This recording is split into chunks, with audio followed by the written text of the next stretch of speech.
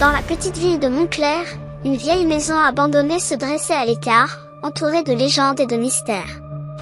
Les habitants évitaient soigneusement cette demeure, affirmant qu'elle était hantée par les esprits des anciens propriétaires, et Delacroix, disparus dans des circonstances mystérieuses il y a des décennies.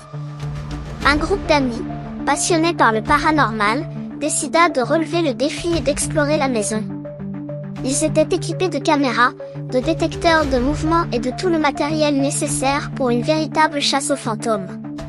Parmi eux se trouvait Léa, une jeune femme dotée d'un sixième sens pour percevoir les esprits.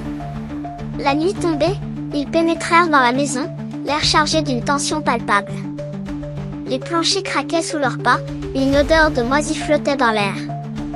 Ils installèrent leur équipement dans le salon, où une grande cheminée en pierre semblait les observer. Soudain, un bruit sourd retentit à l'étage. Les amis se regardèrent, hésitants, mais décidèrent de monter. À mesure qu'ils gravissaient les marches, l'atmosphère devenait de plus en plus oppressante. Léa sentit une présence glaciale et murmura à ses amis de rester sur leur garde. Arrivés au grenier, ils découvrirent une pièce poussiéreuse remplie de vieux meubles et de jouets d'enfants. Au centre de la pièce, une vieille poupée en porcelaine semblait fixer Léa de ses yeux vides. Elle s'approcha prudemment, et à cet instant, la température chuta brusquement.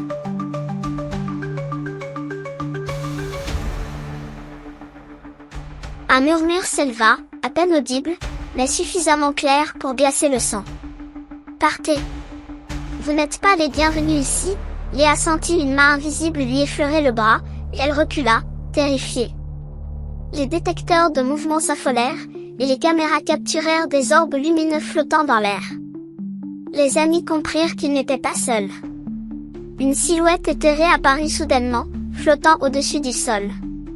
C'était une femme, vêtue d'une robe ancienne, le visage marqué par la tristesse. « Je suis Madeleine Delacroix, dit-elle d'une voix spectrale. Mon âme est piégée ici, tout comme celle de mes enfants. Nous ne trouverons jamais la paix tant que notre histoire ne sera pas réveillée. » Léa, tremblante, demanda ce qu'ils pouvaient faire pour les aider. Madeleine leur raconta comment elle et ses enfants avaient été victimes d'un terrible accident causé par son mari, fou de jalousie. Leurs esprits étaient restés prisonniers de la maison, incapables de trouver le repos. Les amis promirent de raconter leur histoire et de faire en sorte que justice soit rendue. En quittant la maison, ils ressentirent un étrange soulagement, comme si un poids avait été levé de leurs épaules. Le lendemain, ils partagèrent leur expérience avec les habitants de Montclair, et la vérité sur les Delacroix fut enfin révélée. La maison, autrefois redoutée, devint un lieu de mémoire, et les esprits trouvèrent enfin la paix.